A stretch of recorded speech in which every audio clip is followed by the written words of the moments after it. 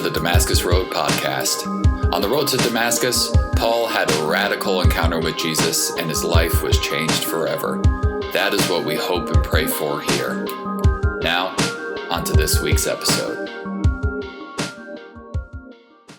Ricky Bobby, a man with two first names, was a modern-day prophet. He demonstrated the power of building his entire world around conviction to a single idea. Talladega Nights tells the story of his rise and fall and rise again. And it all began with a desire to go fast and a lesson from his father that if you're not first, you're last.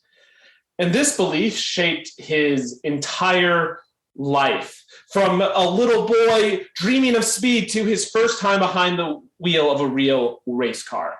It gave Ricky Bobby the drive to become the top NASCAR driver. The conviction that if you're not first, you're last is his origin story. But that's not a very good frame for your life, is it? I mean, what about second or third or fourth or even fifth place? There are so many other options between first and failure. And then once someone younger and faster came along, Ricky Bobby was no longer finishing first and he couldn't handle it. He wrecked his car in a race trying to keep up with the better driver. And even though he was fine, he could not face his failure and he saw imaginary flames engulfing him. His reality was so firmly rooted in this story that once it was proven untrue, his mind invented flames in order to cope. He couldn't have lost. He can't have failed. There must be something else. His friends, his family, and his team watched as he ran across the track, screaming that he was on fire, calling out to baby Jesus and Oprah Winfrey for help, despite the fire being completely inside his head. And then it got worse, because although he was ultimately unhurt from the wreck, he was convinced he was paralyzed from the waist down as he recovered in a hospital. But again, he wasn't. Physically, he was completely healthy, but he was so convinced of this reality that he even stabbed himself in the leg with a steak knife in order to prove to his friends that his paralysis was real. Again, I cannot emphasize enough, it wasn't. And he felt very real pain that forced him to the ironic relief of all to realize that his body was physically fine and that his true, and only then could his true recovery from his bad story actually start. Now, sure, all of that is from a movie starring Will Ferrell. But while Ricky Bobby is not real, this does demonstrate the power of stories that shape us. Today, we're continuing our Terraform series. We're considering how we are called and empowered to shape the world around us and help us make it a more livable place for all. And this week, we're looking at stories. We all have stories that we believe about our lives and our origins, good and bad, right and wrong, that guide us and shape our sense of what is moral or just, or even give our lives purpose. Words shape worlds and narratives form norms. Ricky Bobby's origin story was that success and victory was all that mattered for a person's worth and purpose. And this is a bad story because it's not true, because it doesn't lead to flourishing, and it ultimately leads to his own destruction. An origin story is more than the story of our past. It is the story about why we are who we are today. It is our meaning-making story about life, purpose, and worth. What we believe about our stories fundamentally shapes us today.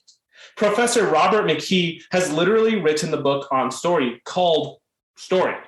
And he writes that the story arts, that is, art like film, television, novels, and theater, have become humanity's prime source of inspiration as it seeks to order chaos and gain insight into life. Our appetite for story is a reflection on the profound human need to grasp the patterns of living, not merely as an intellectual exercise, but within a very personal and emotional experience. We turn to stories to help understand the world, life, and ourselves. And this in turn shapes us. Words shape worlds and narratives form norms. Rapper and poet Propaganda, who wrote the book that this series is based on, adds this. Our behavior, as well as how we see ourselves and others, is based on the stories we collectively and personally tell ourselves. Personal stories, as Propaganda talks about, are the stories from our personal or family histories. They influence how we navigate the world. They shape what we value and determine how we understand and interpret the events of our lives. Basically, personal stories impact how we see ourselves. A bad personal story can be quite destructive. Propaganda reflects that if you are in any way like me, I imagine most of your self-destructive thoughts and actions come from you telling yourself a bad story about yourself. I have a friend whose family has passed down the story that our family just does not win. There's little hope in that story or expectation of anything better. I have another who believes the story that the only honest truth is the harsh truth. If someone tells you something nice or encouraging, well, they're just lying to you, either to protect your feelings at best or take advantage of you at worst. A similar story I've heard is that, well, everyone else is just out for themselves, so each of us should only care for ourselves and get what's ours. Still another friend believes that God is angry and wants to punish them. All their life is God punishing them. So they are particularly attentive to anything that goes wrong because it fits the story they're telling. But they fail to grasp and express gratitude for the many blessings and miracles of God in their life. For myself, for years, my story was that I was too sensitive and I cried too much. I got this from a culture that projects a tough masculinity, and on the playground where classmates laughed at any boy who cried. I had older cousins who thought they could help me by picking on me and love me by toughening me up. And the story was that, well, emotions are supposed to be suppressed and unexpressed. That's how we deal with them. Personal stories tell us how we should act and how we should be and how we should behave in the world. And when they are bad, they lead to greater fear, anxiety, and insecurity. What are the personal stories that shape your life? What did you inherit from your family or learn to start telling yourself as a child? Then there are collective stories. Collective stories are stories that we tell as a people and a culture that impact how we see each other. Propaganda tells the story of a particularly destructive collective story, the doctrine of discovery. He explains the doctrine of discovery, the document the Vatican wrote in the 1200s that gave the blessings to European explorers to basically colonize the planet and to bring savages under the rule of the church. The story was that these people in these lands that the Europeans were going to explore were savages. They were lesser, and they needed these European explorers to help them rise up above their savagery through education and religion. This gave blessing and purpose to the explorers while also dehumanizing these people. Through this document, the church wrote a story that these white Europeans were holy, while these brown and black indigenous people of foreign lands were unholy and in need of saving by any means necessary. Propaganda unpacks how truly terrible this story was as it persists into our national history. Our nation told itself that natives were savages and Africans were inferior. So genocide and enslavement doesn't really count when it's enacted on either of those people. This was a bad story, and it was told by the church.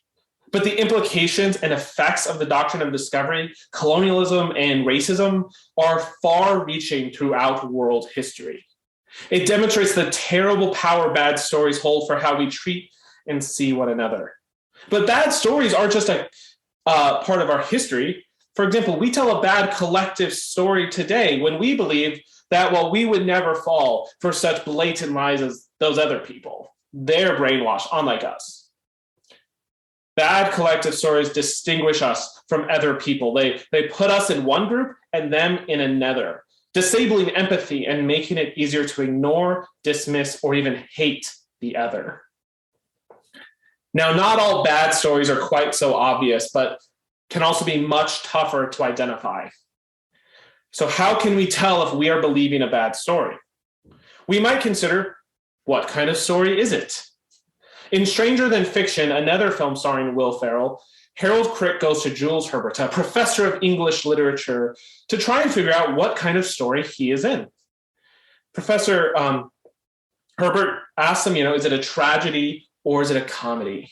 Jules explains to Harold that, if it's a comedy, you get married. If it's a tragedy, you die. Now, life's not so simple, and death is a part of all life, as well as many other losses that are still worth grieving. Now, that does not mean we all live in a tragedy, although many of us can share about our own tragic experiences. What kind of story is the wrong question? How do our stories form us is a better one. The stories we tell shape how we see other people, and they shape how we see ourselves. They shape how we treat one another. If we believe the person begging on the corner is being punished for their sin or just has not worked hard enough like we have, then it's easier to ignore or to dismiss them rather than recognize any injustice in the situation. If we believe success determines worth, well, then we idolize those who appear most successful by whatever metric we are using to measure success, be it money or power or influence in the world. But then we cannot handle failure when we ourselves fall short of those same measures. If we believe that those people, those other people, are savages, then they are less dignified than us, worth less than us, and we can justify great injustice. Bad stories form us to be less loving, less gracious, more proud and vain. They make it easier for us to dismiss, ignore, and even hate other people, even if we do not realize that is what we are doing. We do it through our action or inaction. Words shape worlds, and narratives form norms. Now, Jesus confronts a bad story in John 9. Jesus is walking through the streets of Jerusalem with some of his disciples as he comes upon a blind beggar. Now, this must be a familiar corner where this man normally begs because they recognize him. This man is familiar to the disciples. People know his story. They know that he's been blind since birth. In all of this time, there has been a story that's been told about him, and it's made people curious. Now, normally, perhaps the disciples would just pass him by. They're trying to avoid him, avoid looking at him or acknowledging him so that they feel less guilty when they have nothing to give him. Or perhaps they're preparing their excuse that, well, they simply just don't carry cash anymore. Oh, sorry, that's my excuse. They would have had coins at the time. But this time, they're with Jesus, who seems to know all the answers. So instead, they ask him, Rabbi, why was this man born blind? Was it because of his own sin or his parents' sins? This is the story they believed, that afflictions like this man's blindness must be the consequences of sin. And it isn't like there's not some precedent for this in the Hebrew scriptures. Perhaps they have Exodus 20, verse 5 in mind, where God declares to Moses, I, the Lord your God, am a jealous God, who will not tolerate your affection for any other gods. I lay the sins of the parents upon their children. The entire family is affected, even children in the third and fourth generations of those who reject me. Their question for Jesus is not if sin has caused this man's affliction, but whose sin was it? The people believe a story about this blind man. He is blind because of sin. Now, generational sin is real and complex with very real consequences. But the people have taken this to mean the inverse is true, and that all suffering is always caused by personal sin. And this story is not unique to the past. We've not moved beyond it. We still tell it today. In The Good and Beautiful God, Pastor James Bryan Smith tells the story of his daughter, who was born with a chromosomal disorder that would not allow her to live for more than a year or two. One day, another pastor that James had known for years took him out to lunch and tried to comfort him. Over salad, this pastor asked him, "Who sinned, Jim? You or your wife?" I said, "Excuse me? What do you mean?" He said, "Well, one or both of you must have sinned at some point to have caused this to happen." We still hear and we still tell this story today because it's easy. It is easier than trying to wrestle with this question of why bad things happen. It's easier to ascribe blame to grieving parents than to ask why God would allow a child to die. And it makes it easy to ignore the blind man as he begs for help. If this is the consequence of sin, he deserves it. Helping him would go against God. It would spare him of the punishment that he or his parents earn, right? If this is the story others are telling about him, then how does the blind man feel? Does he believe it? Does it fill him with shame to think that, well, he must be so much more sinful than all the others? How many sleepless nights has he suffered trying to think of what sin has caused his punishment? Or does he blame his parents? Because after all, he was blind from birth. What could he have done? It must have been his parents' fault. Was it his dad? Or do you think it was his mom? He could never know. But we can only imagine the anger and the resentment that he may have felt towards them. This story may not result in an imaginary fire, but it is a bad story nonetheless, just like Ricky Bobby's bad story. It is a story that could only hurt him more, isolate him, cut him off from society, and make it easier to ignore him as he pleads for help. For the people of Jerusalem, this story about the blind man has left him as an object of curiosity or a cautionary tale for others who pass him by on the streets, instead of a person made by God with dignity and worth. His world is shaped by a bad story.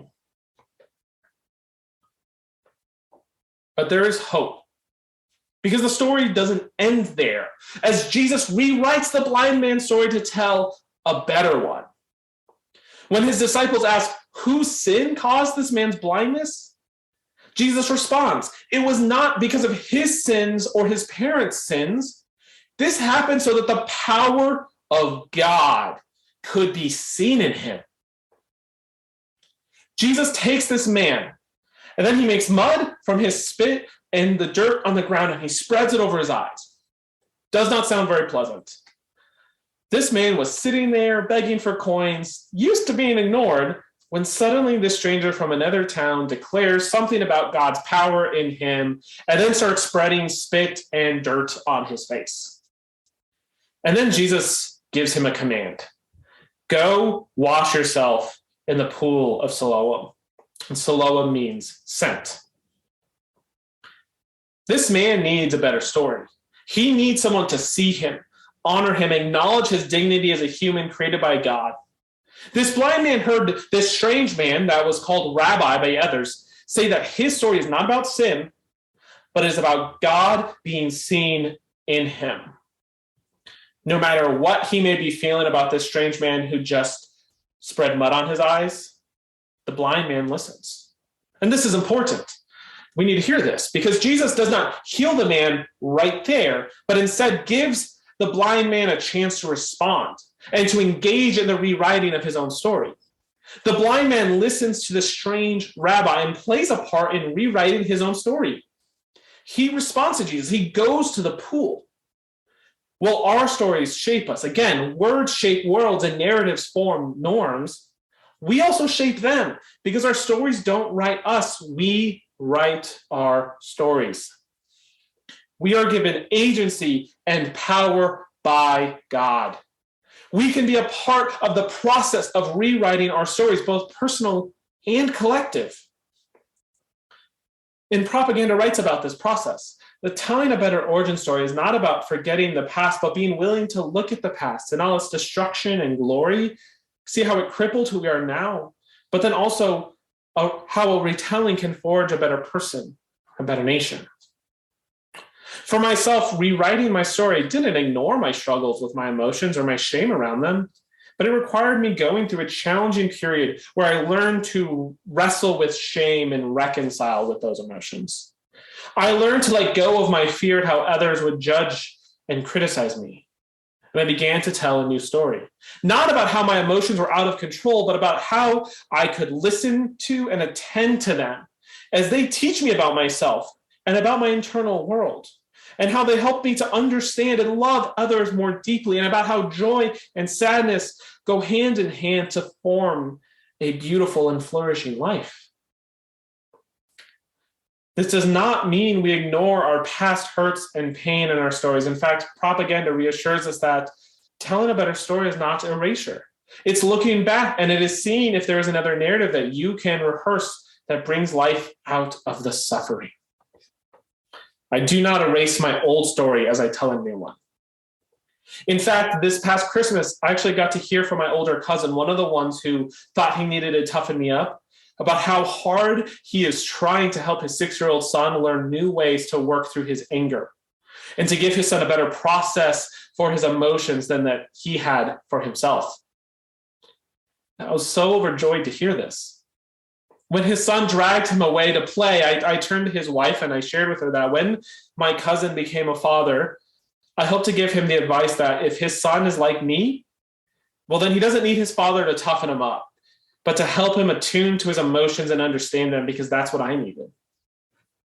I never did get to share that with my cousin. It does feel a little bit awkward to try to give parents an advice when you're not a parent, but as I shared that, his wife then shared with me that actually they've talked about that. They've talked about how he treated me at times while we were younger and how he regretted that.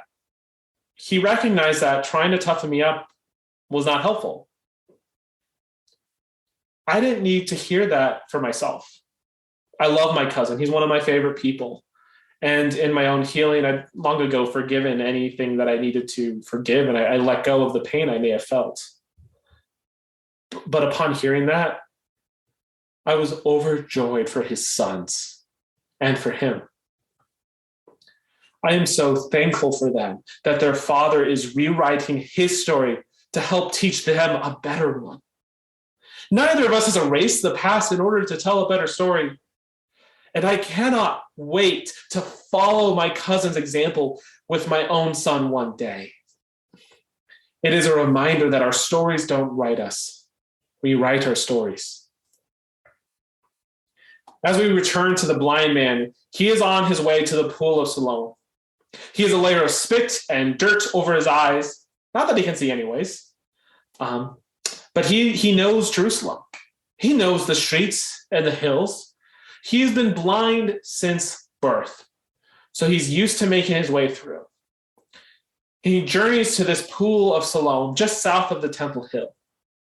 Now, this pool was a place of purification. Its water was used for ceremonies in the Festival of Booths, the annual celebration and remembrance of the time the Israelites journeyed through the wilderness from Egypt to the Promised Land.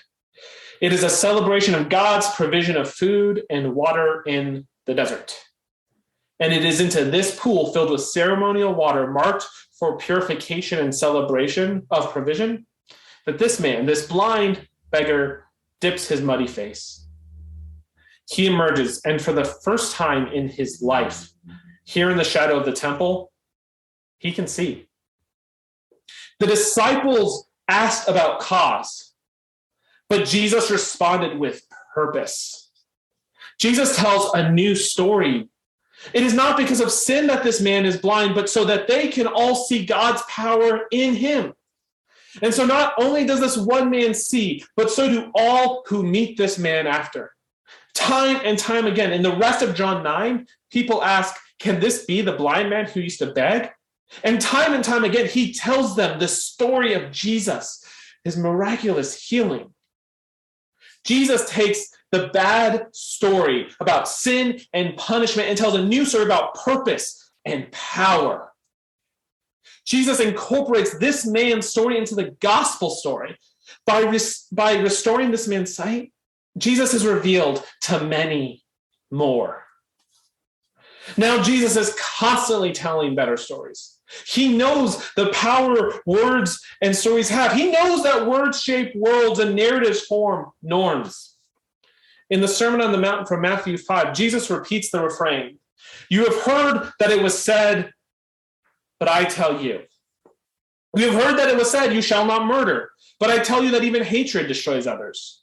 You have heard that it was said that you shall not commit adultery, but I tell you that even lust and fantasies destroy a relationship." We can hear this refrain in Jesus' words, not only in his teaching on life and the law, but as he rewrites bad stories. You have heard that the rich are blessed, but I tell you that it is the poor who are blessed, for the kingdom of heaven is theirs. You have heard that the powerful and influential are in charge, but I tell you that it is the humble and meek who inherit the earth. And even now in this story, we hear echoes of Jesus' mountaintop refrain. You have heard that it was because of sin that this man is blind. But I tell you that it was so that you could all see the glory of God, that he was blind, but now he sees. Jesus rewrites the blind man's story to tell a better one and incorporates it into his own. We too need a better story. Propaganda helps cast a vision for a better story. Writing that, when I say stories, I mean, what does a story invoke in a person that brings forward the humanity necessary for a more livable world? What story could that be? Jesus offers us that story. Across the pages of Scripture, a greater narrative is unfolding from Genesis to Revelation that spans all of time and history.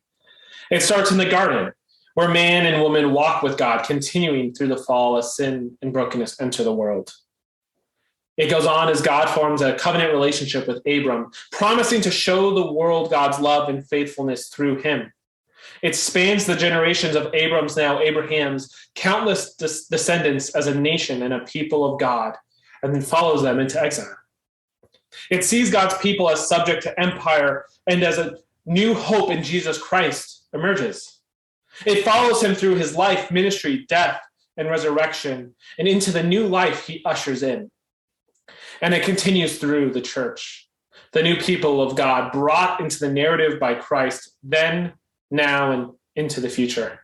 Until Christ returns, the kingdom comes and all of creation is made new and restored. It is into this grand narrative that Jesus folds the story of the blind man. It is this grand narrative that we are invited into by the bloody cross of Good Friday and the empty tomb of Easter Sunday. Consider how this story rewrites our personal stories from before. Jesus speaks to us. You have heard that you will never win, but I tell you that I have achieved victory over death and all that places claim on your life for you. You have heard that you must fend for yourself in this harsh world, but I tell you that God is love, and no matter what you fear, you are not alone. You have heard that I am punishing you for your sin, but I tell you that I welcome you home with open arms, ready to celebrate the return of my prodigal child with a grand celebration. You have heard that the world is harsh and cruel, but I tell you that I have given you the power to shape the world, and it does not have to be this way. You have heard that your story is poor and meaningless, but I tell you that the power of God may be seen in it. And then think about the implications that this story has for our collective stories. Jesus declares that you have heard that other people are your enemy, that you oppose one another. But I tell you that you are all the children of God. You have heard that there is not enough for you and them, but I tell you that with God there is abundance. You have heard stories that make it easy to ignore the suffering of others. They deserve it. They only need to work harder. They are over there, and we have too many problems here to worry about over there. But I tell you the truth. What you ignore, God does not ignore. That when you ignore parts of the family of God, you miss out on seeing the power of God through them. The story of God is a beautiful story. Jesus tells us a good story. A good and beautiful story with purpose. I am saying that the beauty of a good story is that it draws out the beauty in us. Let us be a part of this good and beautiful story so that it can draw out the beauty in us, because words shape worlds and narratives form norms. As we wrap up this morning, I invite you to examine your stories. Before we can tell ourselves a new story, we need to identify the stories that we are believing and allowing to shape and order our world. Once they are identified, we can then compare them to the story that Jesus tells and release the bad origin stories we have so that we can embrace the story of God as our own. First, check your personal story with a trusted friend or a counselor or therapist. A story might sound right to us until we share it with someone who can help us see its brokenness. Ricky Bobby confronts his dad with the story that he taught him, that if you're not first, you're last. And his dad then admits to him that he doesn't even remember saying that. And he points out how absurd that story is to Ricky Bobby. I mean, there's so much more than first place. Like, what about second or third, fourth, or even fifth? And your story may need more help to unpack than a friend can offer. You may need to talk to a counselor or therapist. Talking to a professional is good and beautiful work and can be an important part of your healing process. At the same time, interrogate the collective stories that you believe. Again, these are the stories that shape how we see others, like the doctrine of discovery, which declared people of other continents to be savages, or the story that the blind man's blindness was caused by his parents or his own sin. These are the stories of us versus them. A way to interrogate these stories that we may not even realize we are telling is by listening to stories from people who have come from a different place than us. That may be a different race or ethnicity, a different country or region, or even another faith background. Watch a movie actually made by indigenous filmmakers or read a book by an African author. Just some examples. We challenge our stories by being opened up to new ones.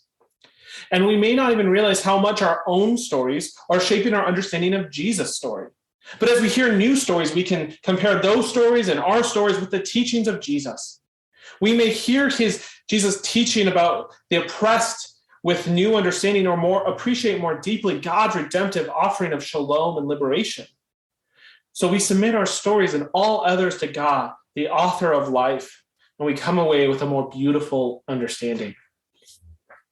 Now, while you work through your personal and collective stories, keep in mind these questions. What stories do you hear your family repeat? What stories have been repeated throughout your life by influential people? What stories tend to end with, but that's just the way things are, or that's just how I am? These can be clues to a bad story. And then think about these stories as formation. How do these stories form you? Do they challenge you to care for others or make it easier to ignore them? Do they extend grace to others or to yourself? Now, since self-reflection like this, it can be hard, let me offer a practice or a tool that might help. Examine the stories from movies, television, books, etc., that are most special to you. Remember what Robert McKee said earlier? The story arts have become humanity's prime source of inspiration as it seeks to order chaos and gain insight into our life. Our appetite for story is a reflection of the profound human need to grasp the patterns of living, not merely as an intellectual exercise, but within a very personal, emotional experience. The stories we consume give us insight into life and to ourselves. But because they are, in a way, outside of us, we can more objectively evaluate them.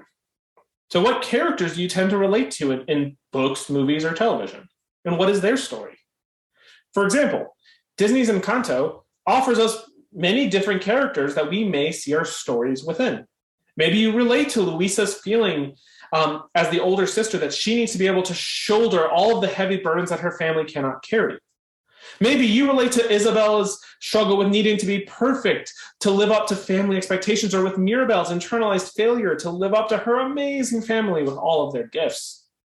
And maybe it's just Bruno putting a bucket on his head and smashing through a wall that connects with you, like Aidan Lewis Miller. But I want to leave you with one final practice to help us get started with rewriting our stories with Jesus that we can do right now. We started with the Ballad of Ricky Bobby, but we end with a different modern-day prophet with two first names, Fred Rogers. Fred Rogers believed a different story, one that said everyone from a small child to his black neighbor to himself had eternal worth and was worthy of love. He saw people as they were, good and bad, and gave them his time and attention. because he believed Jesus' story, which told him that the poor were blessed, that the humble will be uplifted, and all are indwelt with dignity and worth by God. He believed that teaching this story to children was a purpose worthy of committing his life to, and he touched countless lives through his show, Mr. Rogers' Neighborhood. To this day, 19 years after his death, people tell the story of the impact he had on their lives, even if they never met him. A few years ago, the real story of Mr. Rogers' impact on one person's life was told through the movie A Beautiful Day in the Neighborhood. It is the story of Lloyd Vogel, based on real journalist Tom Janode, who was assigned to write a profile about Mr. Rogers. Lloyd is cynical and jaded, suffering from deep pain caused by his father who abandoned his family as a child. Lloyd's story is that anyone good was too good to be true, and that we are all selfish and suffering people. Over lunch, Mr. Rogers expresses admiration for Lloyd and affirms that he is not a hopeless person, but a hurt person. He invites Lloyd, as well as the entire audience in the theater, to stop and think about all of the people who loved us into being. And the film actually stops so that we may all engage in the practice of rewriting our origin stories. So as we go into reflection, we're going to engage with this practice ourselves. And we're going to listen to Tell Me Yours by Propaganda, where he tells his origin story through naming all of the people and places that shaped him along the way. Or as Mr. Rogers puts it, all of the people who loved us into being. So during this time, think about, reflect on, perhaps even start writing down your story through naming the people and places that shape you. Now consider this step one as you rewrite your stories with God. This is only step one. This is the you have heard it was said that, before we give it to Jesus to correct us and declare, but I tell you. And I realize that this is focused on our personal stories more than our collective stories, so it's certainly not a comprehensive practice. Now, you may feel like you've already done work on your story, but I tell you that this is work that is never quite done. It is work we keep engaging with and that God keeps doing in us. So as the song plays, listen for Jesus' declaration. You may have heard that this is all that it is. That your story is small and limited. That it is up to you to find purpose and to make something of yourself. That if it is a bad story, then it's your fault and your responsibility to make a better one. That other people are caught up in stories of their own that we judge ourselves against, or that we judge them against ours.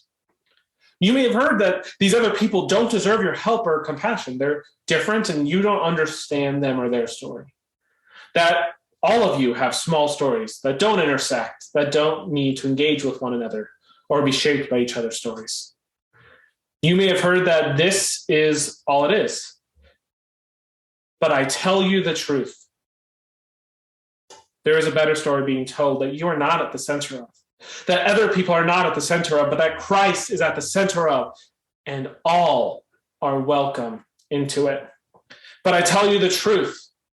This better story is about grace and redemption, wholeness and restoration. But I tell you the truth. Your story can become a part of it. And by sending and seeing your story within this bigger story, others may see the glory and power of God displayed in you, just as it was with the blind man. But I tell you the truth. All other stories are as much a part of this story, this bigger, grander story, just as yours is. This story is so much greater than any story we can tell ourselves. It opens our eyes to the dignity and worth of all around us. It opens our eyes to God's glory in ourselves. It is a story of love and new life, rooted in a truth more deep than any we know. Jesus takes our bad stories and rewrites them into a better one. His story of a garden, a cross, a tomb, and the life of the world. Just as he opened the blind man's eyes, Jesus opens ours. Jesus reveals himself to us through our stories. And now we may tell our stories to others, just as the blind man so boldly did, so that others may know Jesus through the glory of God on display within our stories. Please pray with me. Dear Heavenly Father, We all have stories. We all have stories we believe about ourselves and about each other that shape us, that at times twist our understanding of who we are and who others are, that ascribe blame instead of seeing grace in ourselves or for others. But you tell a new story, Lord. You see us and you tell us you may have heard these stories. You may have heard that these are what's true, that this is how the world is, this is how you are, this is how others are. But I tell you the truth, that there is a grander story where all have dignity and worth, where all can experience the grace of God, even them and even you. Lord, I pray that we can hear those words this morning, that those words can flow through us, shape us, form us, that we can hear a new story that forms us as children of God, that forms us as beloved by you. Help us to know these new stories and then to share them with others, that all may see the power of God. I thank you, Lord, and I praise you. In your holy name, Father, Son, and Spirit, I pray. Amen. Thank you for joining the Damascus Road podcast. Our mission is to follow Jesus together by being with God, loving everyone, transforming people, developing leaders, growing new ministries, and changing the world. You can find out more about us online at DamascusRoadTucson.com.